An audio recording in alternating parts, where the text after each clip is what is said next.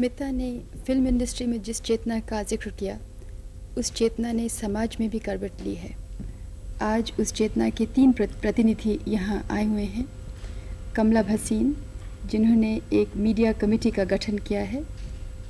सुरेश जिंदल, जिन्होंने अनेक नामी फिल्में बनाई हैं, जैसे शतरंज के खिलाड़ी, रजनीगंधा, गांधी और कथा। और नीना कपूर, जिन्होंने फिल्मों में हिंसा और अश्लीलता का अध्ययन किया है।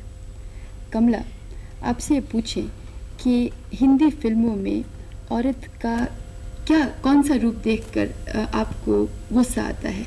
किस रूप पर आपको सबसे ज़्यादा आपत्ति है? सबसे पहले तो मैं कहूँगी कि जितनी फिल्में हैं वो पुरुषों द्वारा, पुरुषों के लिए और पुरुषों के पक्ष को दोहराने के लिए बनाई जा रही हैं। और सबसे ज़्यादा जिस चीज़ से हमें तकलीफ़ होती है कि वो आज इस ज़माने में, जब ज़माना बहुत बदल रहा है, उसी पुरानी घिसी पिटी तस्वीर को औरतों की को दोहरा रही हैं। औरतों को सिर्फ 2 रूप में हमारी फिल्में देखती हैं, जैसा कि हमारा समाज देखता है। या तो वो देवी है, त्याग की मूर्ति है, या वो कुलटा है, पतिता है, या वो माँ, पत्नी या बेटी है, या वो अगर घर से बाहर है तो वो माल है, चीज़ है जिसके साथ आप मजाक कर सकते हैं, वैश्या है। और इस सफ़ेद और काला जो रूप है, इससे मेरे ख्याल से हम लोगों के साथ बहुत ही ज़्यादती हो रही है। और बार बार हर फिल्म कुछ फिल्मों को छोड़ के ये दोहराती है कि औरत को 4 दीवारी के अंदर ही रहना चाहिए, उसका दायरा उसकी 4 दीवारी ही है, उसका अपना कोई अस्तित्व नहीं है, ना होना चाहिए। उसका अस्तित्व तो सिर्फ इतना है कि वो अपने पति, अपने बच्चों की सेवा करती रहे। उन्हीं के सपने, उन्हीं की अभिलाषाएं हर औरत के अपने सपने बन जाएं।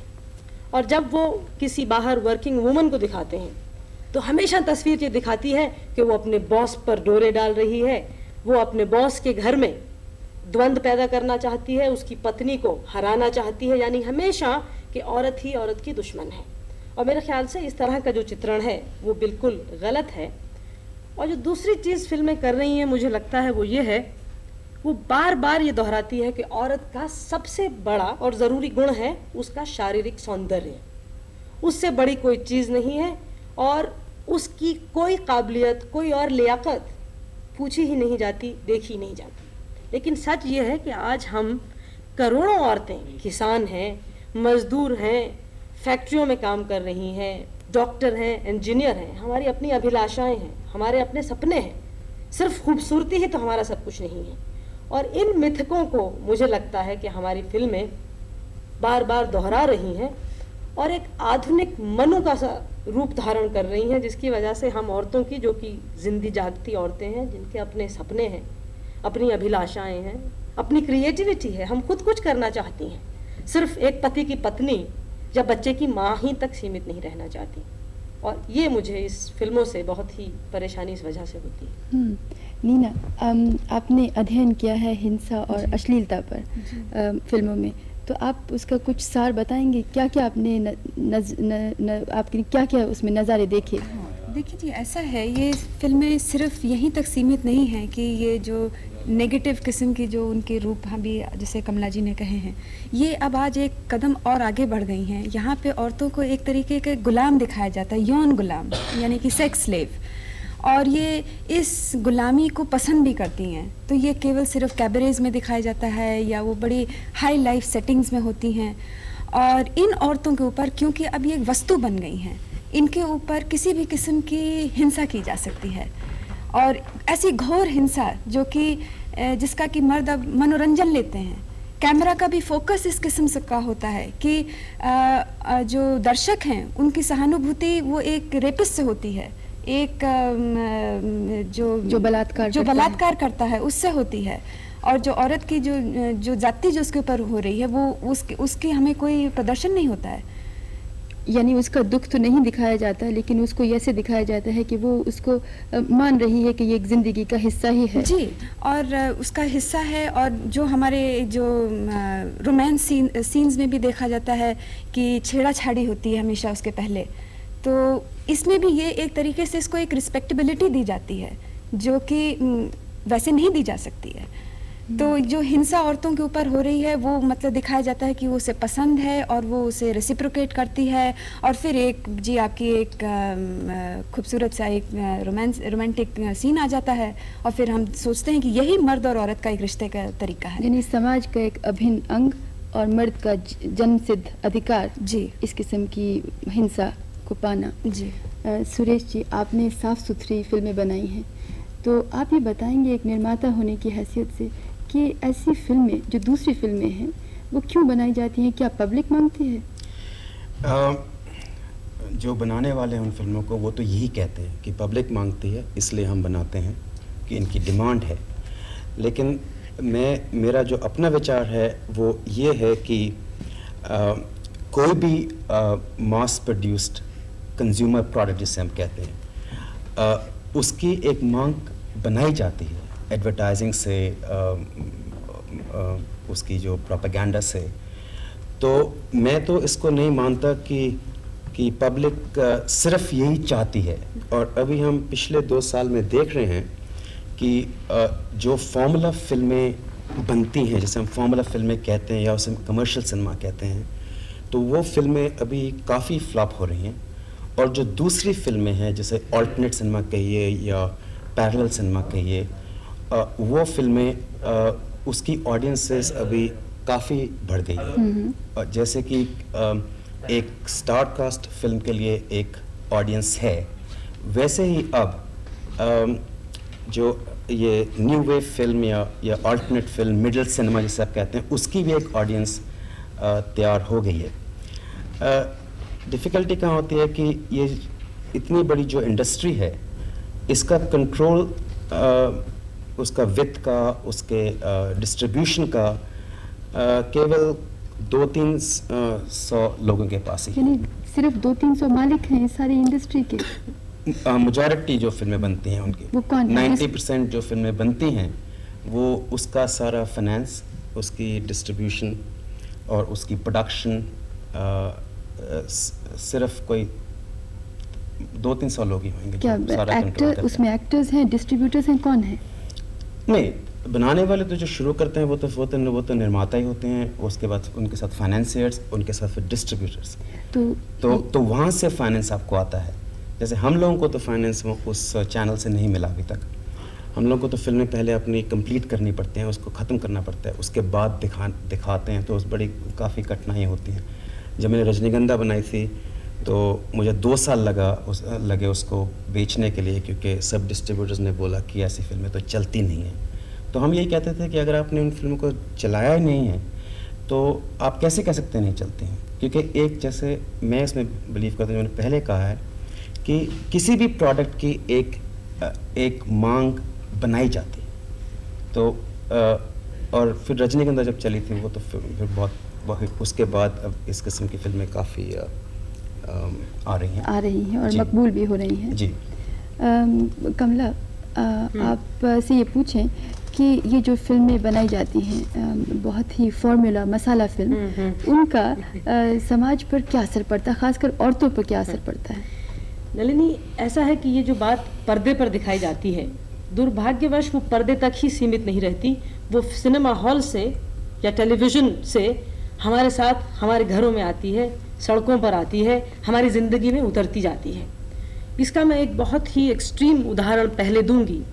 बेंगलोर में 2 बरस हुई एक फिल्म दिखाई जिसमें एक बलात्कारी छोटी बच्चियों का बलात्कार करता है और बलात्कार करने के बाद उनकी हत्या कर देता है। और ये सच है कि उसके 2 दिन बाद बेंगलोर में 2 जवान लोगों ने, जिन्होंने ये फिल्म देखी, 2 छोटी बच्चियों का बलात्कार किया और ठीक उसी स्टाइल में उनकी हत्या की। तो ये एक एक्सट्रीम उदाहरण है कि किस तरह हमारे जवान लोग जो कुछ पर्दे पर देखते हैं उसका फिर वो अपने जीवन में भी उतारना चाहते हैं। लेकिन इससे जो ज़्यादा खतरनाक, घातक जो चक्कर है वो ये है कि जब ये सटल किस्म से औरतों की जो इमेज है वो हमारे जीवन में उतरती है। मुझसे अगर ये आशा की जाए कि मैं हर हीरोइन की तरह सुंदर लगूं, चाहे मेरा काम गाँवों में ही है, वहाँ पर भी मैं सुंदर बन के जाऊँ। मुझसे ये आशा की जाए कि मेरा सबसे पहला कर्तव्य है कि मैं पति के कपड़े ठीक से जमा दूँ, और फिल्मों की वजह से अगर ये हो, फिल्में देखने के बाद अगर मेरी बेटी मुझसे ये आशा करे कि मेरी माँ क्यों नहीं इतनी सुंदर लगती जितनी ये टेलीविज़न स्टार लगती है। तो हर तरह से बार बार अगर ये जो चीज़ है हमें मजबूर किया जाए इस इमेज को जीने के लिए, जो कि मुझे लगता है हो रहा है। और नलिनी, जो सबसे बड़ा जो डर मुझे लगता है वो ये है कि जब आप औरत को एक ऑब्जेक्ट बना देंगे, औरत के साथ मजाक को आप एक मजाक के रूप में ले लेंगे, औरत के खिलाफ हुई हिंसा जिसका नीना ने जिक्र किया, उसको अगर हम बार बार पर्दे पर देखेंगे तो हमारी जो एक सेंसिटिविटी है, हमारी जो एक संवेदनशीलता है वो कम होती जाती है। जैसे सड़क पे एक मजदूर, आप किसी भिखमंगे को देखिए तो एक दिन आपको बड़ा गुस्सा आता है, उसके प्रति आपको सहानुभूति होती है, फिर आदी हो जाते हैं, धीरे धीरे आदी हो जाते हैं। आप समझते हैं कि औरतों के खिलाफ हिंसा जीवन का हिस्सा है, नॉर्मल है। नीना, आपने भी देखा है औरतों को यही मॉडल अपनाते हुए, जी मेरे एकदम ख्याल चरण से- शरण वाला मॉडल अपनाते हुए? वो तो खैर है ही है। उसके अलावा जब वो एक क्राइसिस में जब आती हैं तो उनमें भी एक वो शक्ति नहीं होती है कि उसके साथ हम कैसे लड़ाएं, क्योंकि फिल्म की हीरोइन नहीं लड़ पाती। नहीं लड़ पाती है, बल्कि उल्टा दिखाया जाता है। ये दिखाया जाता है कि औरतों की हर किस्म की गुलामी बहुत ही एक बहुत ही पॉजिटिव चीज़ है। तो इस किस्म की इमेज को देख के हम ये देखते हैं कि आज हमारे समाज में जो हिंसा जो हमारे वास्तव में चल रही है, हर प्रति 12 घंटे एक औरत की हत्या होती है इस शहर में, और कितने बलात्कार होते हैं उसका भी एक स्टडी में ये कहा गया है कि प्रति 8 मिनट हिंदुस्तान में कहीं किसी औरत के, किसी बच्ची के एक बलात्कार होता है। तो इस किस्म की भयानक घोर हिंसा की हम बात कर रहे हैं आज, और इसी को ये बार बार पर्दे पे अब हमारी कमर्शियल सिनेमा पोर्नोग्राफी पे आ गई है, जहाँ पे इसको एक बहुत ही मर्दों का एक मनोरंजन की तरह दिखाया जा रहा है। क्या इसका कुछ इलाज है सुरेश, या नहीं इलाज है कुछ भी? नलिनी, एक तो उसमें सिनेमाटोग्राफिक एक्ट में इस बात की प्रोविज़न है, और उसको ज़्यादा उसको ज़्यादा लागू हो सकता है, और वो मेरा ख्याल है अभी हो रहा है। अभी सेंसर काफ़ी स्ट्रिक्ट हो गए हैं इसके बारे में, जहाँ पर कि औरतों को बदनाम दिखाया जाए या उनको कमज़ोर दिखाया जाए। दूसरी बात ये है कि गवर्नमेंट को, नेशनल फिल्म डेवलपमेंट कॉर्पोरेशन को या स्टेट गवर्नमेंट्स को, और जैसे कमला की ये कमेटी है, इनको और फिल्में फाइनेंस करनी चाहिए जो कि औरतों को दूसरे रूप में दिखाएं। तो यानी फिल्में अच्छी बन सकती हैं, इसके लिए कानून भी हमारे पास हैं, लागू करना ज़रूरी है। कमला, क्या सिर्फ फिल्मों तक ही हमें महदूद रह जाना पड़ेगा, या जनता भी कुछ कर सकती है, औरतें भी कुछ कर सकती हैं? नलिनी, परेशानी इस बात की है कि पहले फिल्म जो थी वो सिनेमा हॉल तक सीमित थी, लेकिन आज विकास के नाम पर हमें घर में हफ्ते की 3 फिल्में ला के दे दी हैं, जिस पर आपका कोई कंट्रोल नहीं है। आप अपने बच्चों के साथ, आपकी मीडिया कमेटी क्या करती है? तो हमने ये सोचा है कि सरकार चाहे कुछ भी करे, सबसे बड़ी और सबसे ज़रूरी जो चीज़ है, एक जनमत बनाया जाए। तुम्हें और मुझे देखकर गुस्सा आए अगर कोई गलत चीज़ चलचित्र में दिखाई जा रही है, और उसी को दिखाने के लिए कोई 10 महीने पहले हम 50-60 दिल्ली की औरतों ने और कुछ पुरुषों ने भी, और मैं यहाँ दोहराना चाहूँगी कि अगर स्त्री का चित्रण गलत हो रहा है तो वो सिर्फ स्त्री पर ही बुराई उसकी नहीं आती। वो मीडिया कमेटी ने आपने एक प्रदर्शन भी किया था, जिसके चित्र अभी हम देखे भी। तो ये तो जाहिर है कमला की मीडिया कमेटी वगैरह हम लोग गठन कर सकते हैं, लेकिन हर औरत मीडिया कमेटी की मीटिंग्स में शरीक ना हो पाए।